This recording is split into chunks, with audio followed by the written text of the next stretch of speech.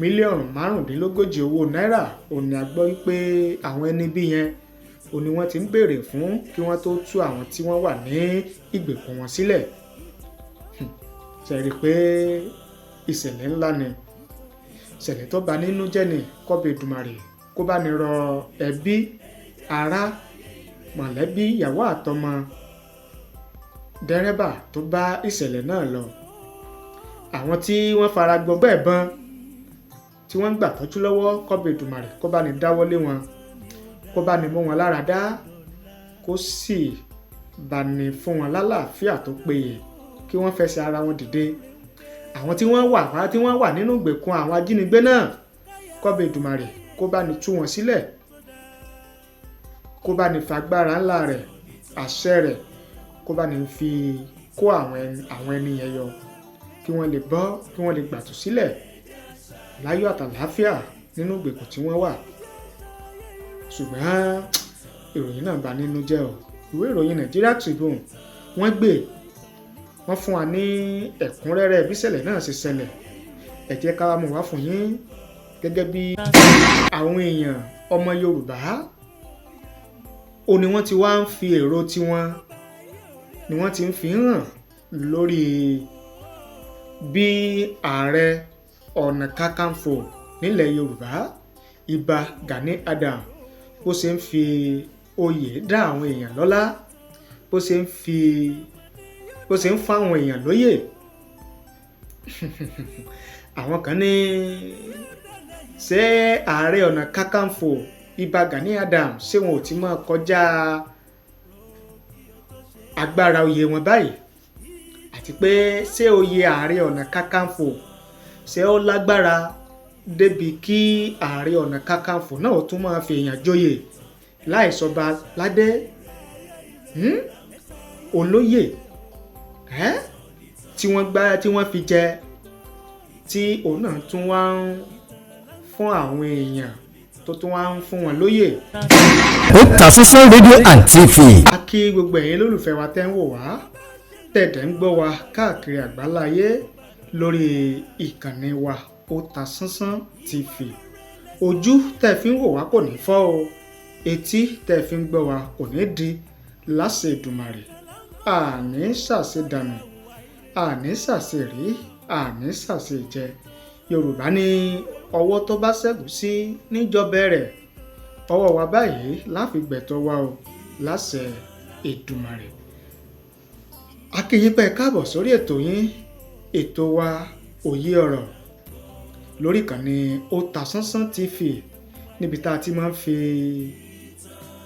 làákàyè ṣe àtúpalẹ̀ ọ̀rọ̀ àwọn ìṣẹ̀lẹ̀ tó ń ṣẹlẹ̀ nílẹ̀ Yorùbá, nílẹ̀ Oòduà, lórílẹ̀‐èdè Nàìjíríà, nílẹ̀ Áfíríkà àti káàkiri àgbáláyé, tí a nà yẹ́bẹ́yẹ́bẹ́ fún yín tá a fi làákàyè ṣàtúpalẹ̀ rẹ̀, tẹ̀yin ọ̀jọ̀gbọ́n, ẹ̀yin onímọ̀, ẹ̀yin olóye tẹ́wàá bá ní fi òye ṣe àgbéyẹ̀wò rẹ̀, tẹ́jẹ́ ká mọ èrò tiyín àti ìwòye tiyín lórí ìta àbámúwá.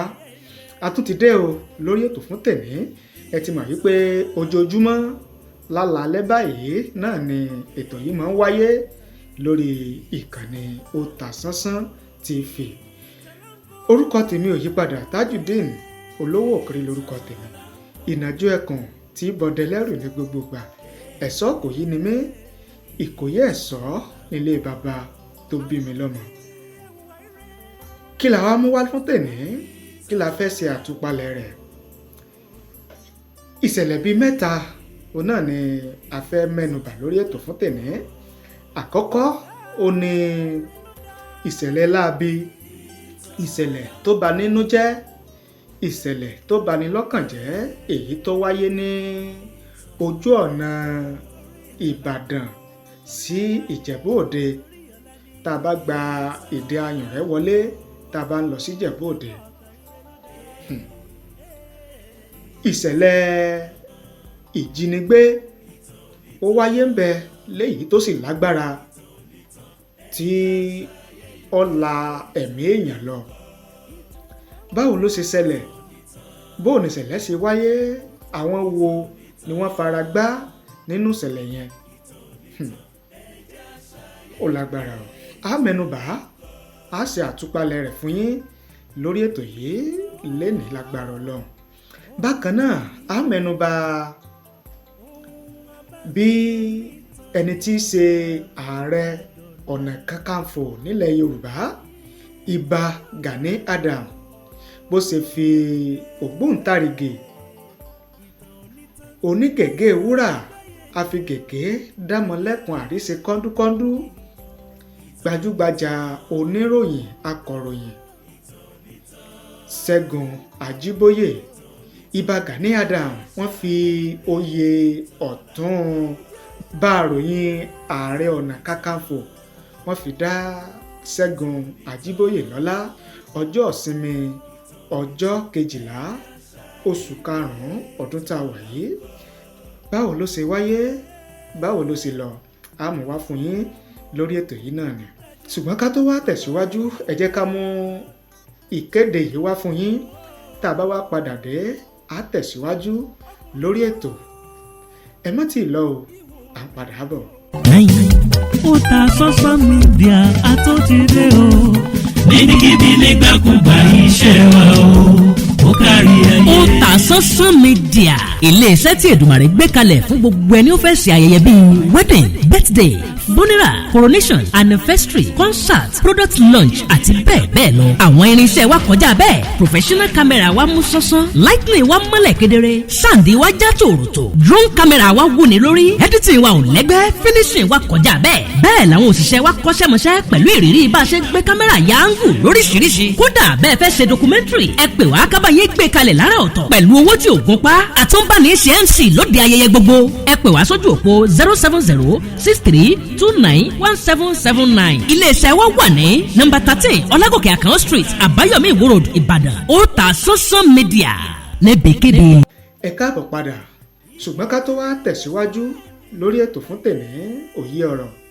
Ẹ má gbàgbé o láti bá ní subscribe sórí ìkànnì yìí, kẹ́ ẹ sì bá ní tan notification bell, kẹ́ ẹ sì bá ní share fídíò yìí, prógrámù yìí kó lè káàkiri àgbáláyé, kó lè débi tó yẹ kó dé, kó lè fẹ́ débi tá a fẹ́ kó dé. Gẹ́gẹ́ bí a ti ṣàlàyé fún yín níbẹ̀rẹ̀ ètò, ìṣẹ̀lẹ̀ ìjínigbé èyí tó wáyé ní ọjọ́ ìsinmi Sunday ọjọ́ 12 oṣù karùn-ún ọdún 2024 tá a wà yìí náà ni lójú ọ̀nà Ìbàdàn sí Ìjẹ̀bú Òde. Àwọn èrò yẹn wọ́n gbéra láti Ìbàdàn wọ́n ń lọ sí Ìjẹ̀bú Òde. Àwọn ẹni yìí wọn ò gbàlérò, kò sí nínú èrò wọn yìí pé irú ìṣẹ̀lẹ̀ báyìí yóò ṣẹlẹ̀ sí wọn. Ṣùgbọ́n báwọn ẹni yìí bí wọ́n ṣe kọjá ìdí Ayùnrẹ́ ní abúlé kan tí ó jìnnà sí Cocoa Research Institute nídìí Ayùnrẹ́ ó ní ìṣẹ̀lẹ̀ láabi yẹn ti wáyé. Àwọn ẹni bíi ajínigbé ajínigbowó yìí àṣé wọ́n ti dẹ pàkúté ibi, wọ́n ti dẹ́ sí ojú ọ̀nà fún àwọn tí wọ́n fẹ́ ṣọṣẹ́ fún, fáwọn tí wọ́n fẹ́ pa lára, táwọn tí wọ́n fẹ́ pa lára tí wọn ò sì mọ̀. Ìgbà tí fi kan pàkúté ibi táwọn ọ̀daràn ajínigbé yẹn tí wọ́n dẹ́lẹ̀ fún àwọn èrò, òjijì ló bá wọn ò lè control ara wọn mọ́. Ó di pé wọ́n mórí wọgbó. Bí wọ́n ti mórí wọgbó làwọn ẹni ibi tí wọ́n ti sápamọ́ yìí ni wọ́n ti tú jáde tí wọ́n bẹ̀rẹ̀ sí yìnbọn.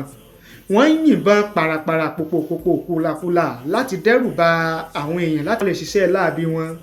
Ṣùgbọ́n àwọn tí wọ́n gbé àwọn èrò tí wọ́n kó sọ́wọ́ àwọn ẹni ibi yìí, àwọn náà gbìyànjú láti sá àsálà láti jàjàbọ́ lọ́wọ́ àwọn ẹni ibi yìí. Ṣùgbọ́n ẹ̀pà ò bóró débi wípé àwọn ẹni bí yìí wọ́n papà ìbọn tí wọ́n yìn yìí ó sì ba dẹ́rẹ́bà kan, ó ba dẹ́rẹ́bà débi pé ó gbẹ́mìí mì, ó bá ṣẹlẹ̀ náà lọ. àwọn 4 ni wọ́n fara gbọgbẹ́ ọta àbọn, ẹni tí ìbọn bà láyà, ẹni tí ìbọn bà lápá, ẹni tí ìbọn bà lọ́rùn, ẹni tí ìbọn bà ní ẹ̀gbẹ́. àwọn 4. àwọn 3 ni ìròyìn sọ wípé àwọn ajínigbé yìí ni wọ́n gbé sá lọ, ni wọ́n jí kó sá lọ. àwọn ẹni láabi yìí wọ́n ti sọṣẹ́ wọn tán, wọ́n ti ṣẹ́ láabi wọn tán kí iléeṣẹ́ ọlọ́pàá kí wọ́n tó débi tí ṣẹlẹ̀ náà ti ṣẹlẹ̀. wọ́n kàn tiẹ̀ gbìyànjú títí láti wá àwọn tí wọn ò rí, tí wọn ò tètè rí yẹn kó tó di pé wọ́n lọ ń rí wọn nù gbó níbi tí wọ́n sá lọ. ṣùgbọ́n bí báwọn tí wọ́n bá wọn, dẹ́rẹ́bà ó ti gbẹ́mìí mì sínú ọkọ̀. àwọn 4 yòókù wọ́n ń jàporó kú nílẹ̀ kó tó di pé wọ́n gbé wọn lọ sílé ìwòsàn láti lọ ṣètọ́jú wọn. ṣùgbọ́n àwọn 3 ò ní àwọn ajínigbé owó yẹn ò ní wọ́n gbé sá lọ, tó sì jẹ́ wípé a padà gbọ́ wípé àwọn ajínigbé yẹn wọ́n ti ń béèrè mílíọ̀nù 45 owó náírà.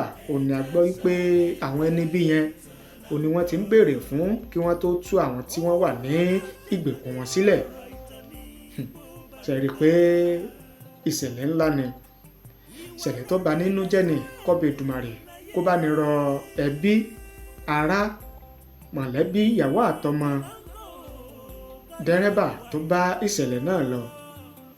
àwọn tí wọ́n fara gbọgbẹ́ ẹ̀bọn tí wọ́n ń gbà tọ́jú lọ́wọ́, kọ́bẹ̀ Èdùmàrè kó bá ní dáwọ́lé wọn, kó bá ní mú wọn lára dá, kó sì bá ní fún wọn lálàáfíà tó péye kí wọ́n fẹsẹ̀ ara wọn dìde. àwọn tí wọ́n wà nínú ìgbèkùn àwọn ajínigbé náà, kọ́bẹ̀ Èdùmàrè kó bá ní tú wọn sílẹ̀, kó bá ní fagbára ńlá rẹ̀, àṣẹ rẹ̀, kó bá ní fi kó àwọn ẹni yẹn yọ, kí wọ́n lè bọ́, kí wọ́n lè gbàtú sílẹ̀ láyọ̀ àtàlàáfíà nínú ìgbèkùn tí wọ́n wà. ṣùgbọ́n ìròyìn náà bà nínú jẹ́ o.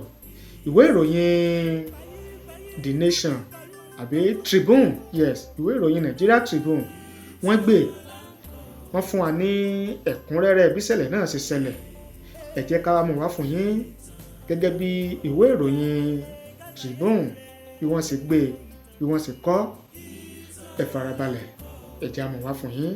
Kidnappers struck again on the Ibadan Ijebu road on Sunday evening, killing a driver following sporadic shooting, while 3 occupants of a car were abducted and 4 passengers sustained gunshot injuries. The incident occurred at about 6 p.m. at Longe Village, not too far from Koko Research Institute of Nigeria at Idianyure in Ibadan, Oyo State.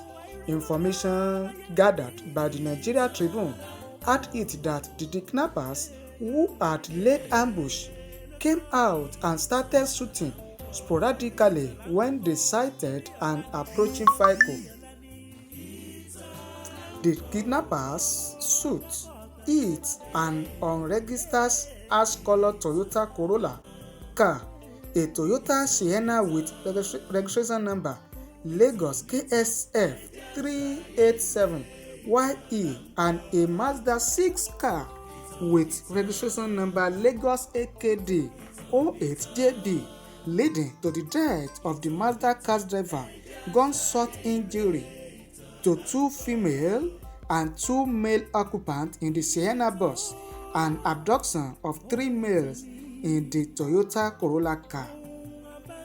The driver of the Mazda car, later identified as Abiodun Emmanuel,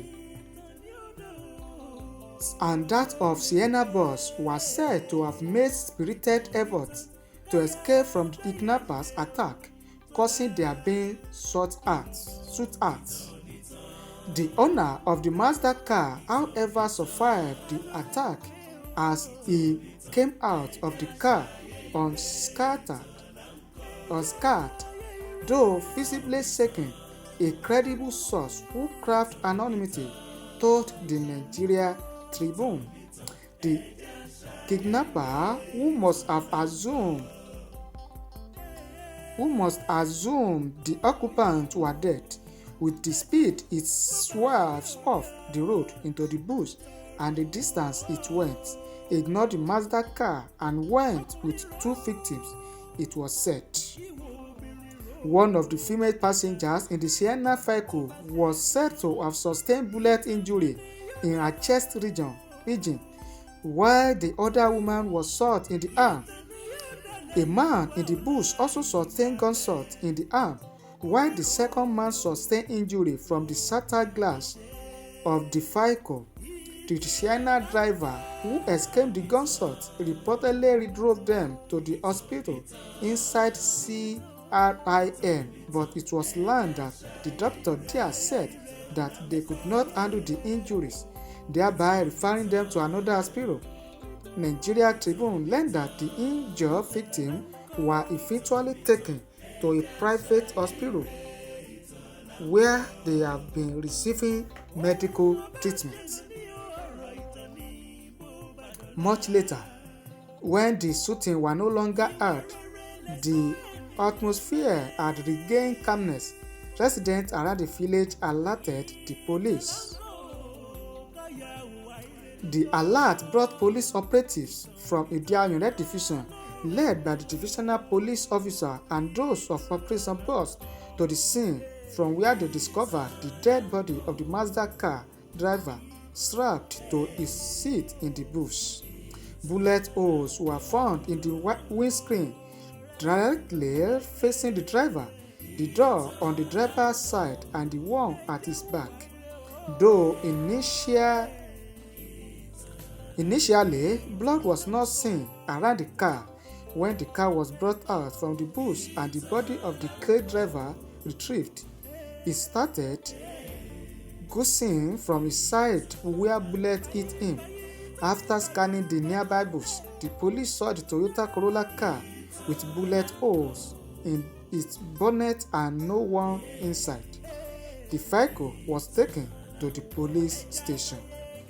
The abducted men, whose names were given simply as Benga, Segun, and Ima, were said to have been coming from Olunde on their way to a yet-to-be-ascertained destination when they ran into the kidnappers.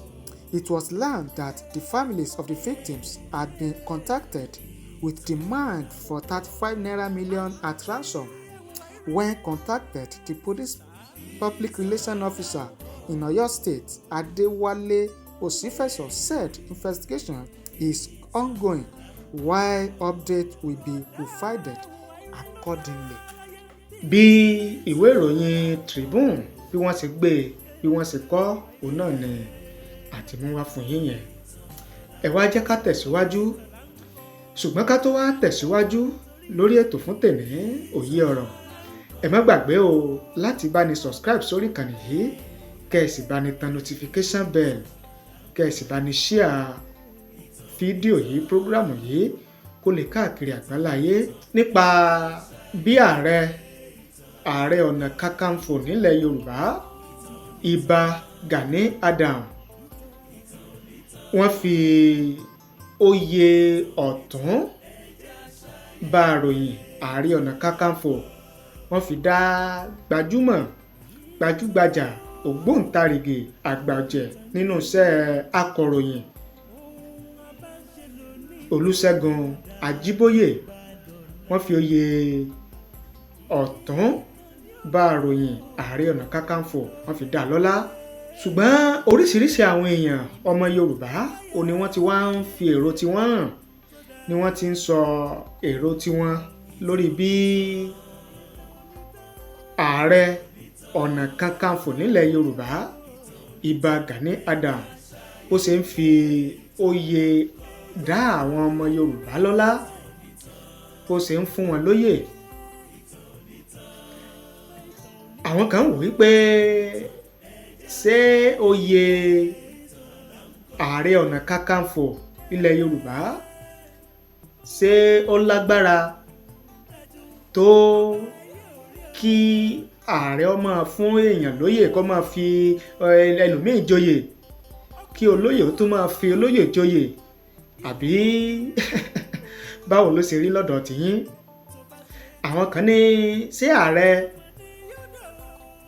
ọ̀nà kakanfò ilẹ̀ Yorùbá Ìbà Gani Adams ṣé wọn ò tí ì máa ṣe kọjá agbára oyè wọn báyìí? Ṣé wọn ò tí ì máa kọjá agbára oyè wọn gẹ́gẹ́ bí ààrẹ ọ̀nà kakanfò tí wọ́n fi ń fi oyè dá èèyàn lọ́lá bíi ti oyè Ọ̀tún Báròyìn ààrẹ ọ̀nà kakanfò tí wọ́n fún Ṣẹ́gun Ajíbóyè ọjọ́ ìsinmi ọjọ́ Sunday ọjọ́ 12 oṣù karùn-ún ọdún 2024. Ìròyìn gbé ìṣẹ̀lẹ̀ yẹn, ìròyìn gbé bó ni ìròyìn ṣe gbé, bó ni ìròyìn ṣe kọ, ẹ farabalẹ̀ ẹ jẹ́ á mú wá fún yín. Ààrẹ ọ̀nà kakanfò of Yorubaland Ìbà Gani Adams has honoured Chief Olusegun Ajiboye as Otun Báròyìn ààrẹ ọ̀nà kakanfò of Yorubaland. The event was held at the Omole Phase 2, Ikeja, Lagos, home of the Ààrẹ Ọ̀nà Kakanfò of Yorubaland. Ajiboye, a journalist and former chief press secretary to two successive governors of Ondo, the late Olusegun Agagu in July 2007 and the late Arakunrin Rotimi Akeredolu also in 2017. Speaking on the reason for the title, Ìbà Gani Adams said the former CPS got the new chieftaincy title as a reward for his honesty, hard work, and belief in Yoruba culture and tradition. Chief Ṣẹ́gun Ajiboye is a product of God's grace. He was supposed to be honored with the title in January alongside other members of the new council, but his coronation was postponed till May to fulfill all the traditional arrangements. It must be stated also that the title was a well-deserved honor for him because he has played important roles at different times as a member of this great institution for the past 2 decades now, using his media experiences to promote the cause of Yoruba race. As far as I am concerned, the Ìrun Àkókó in present-day Akoko Northwest Local Government of Ondo State is a man of truth and honesty. He is a great journalist with an unprecedented record of service in various organizations. His long year of experience in journalism span over 3 decades. Ajiboye is a thoroughbred media practitioner with equal sagacity.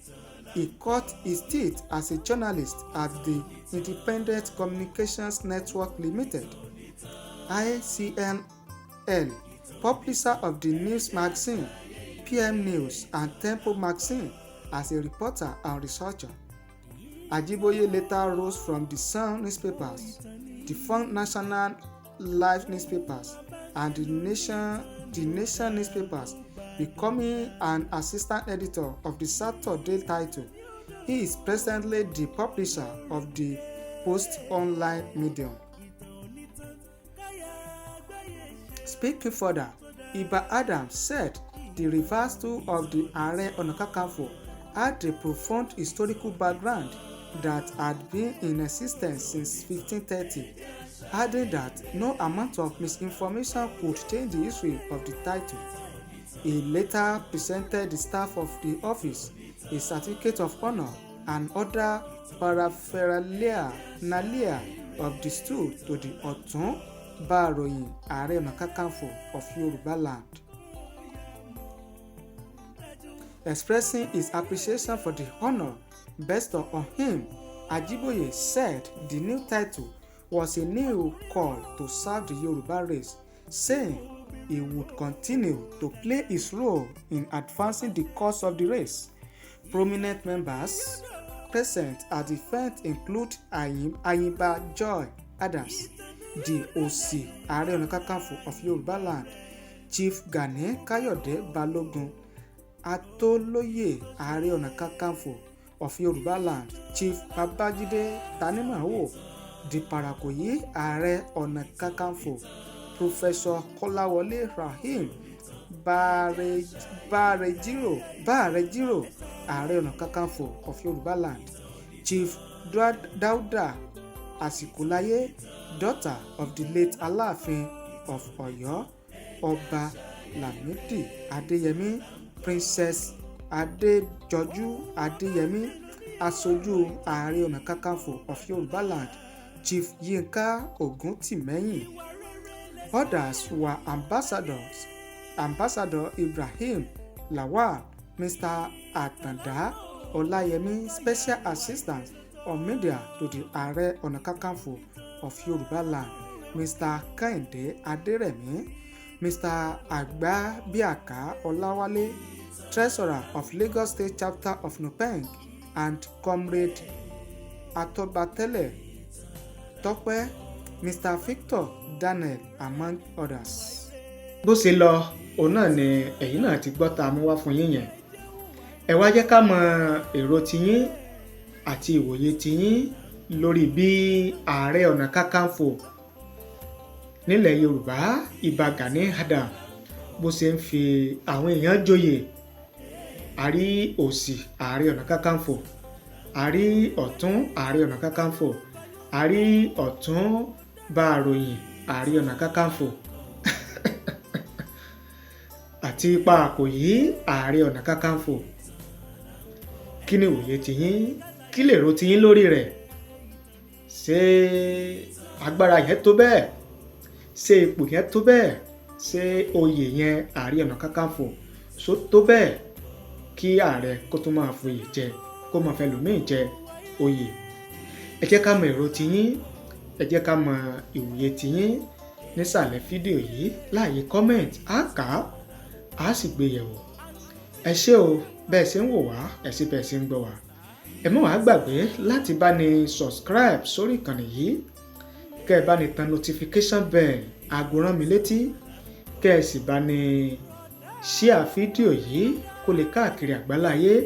Ẹ bá ní share rẹ̀ lórí Twitter, ẹ bá ní share rẹ̀ lórí Facebook, ẹ bá ní share rẹ̀ lórí Instagram, ẹ bá ní share rẹ̀ lórí YouTube, ẹ bá ní share rẹ̀ lórí WhatsApp, ẹ bá ní share rẹ̀ lórí TikTok àti àwọn social media platform yín yòókù tẹ́ ẹ bá ń lò kó lè káàkiri àgbáláyé, kó lè rìn, kó lè fẹ́ dé ibi tó yẹ kó fẹ́ dé. Ẹ ṣé o, àdúpẹ́ àmọ̀rírì yín. Tajudeen olówó òkèrè lórúkọ tèmi, ìnàjú ẹkùn tí bọdẹ lẹ́rù ní gbogbo ìgbà. Ẹ̀ṣọ́ kò yí ni mí, Ìkòyí ẹ̀ṣọ́ nílé baba tó bí mi lọ́mọ. Títí ọ̀la dátún pàdé lórí ètò yìí ọ̀rọ̀. Etí tẹ́ fi ń wò wá kò ní fọ́, etí tẹ́ fi ń gbọ́ wá kò ní di láṣẹ Èdùmàrè.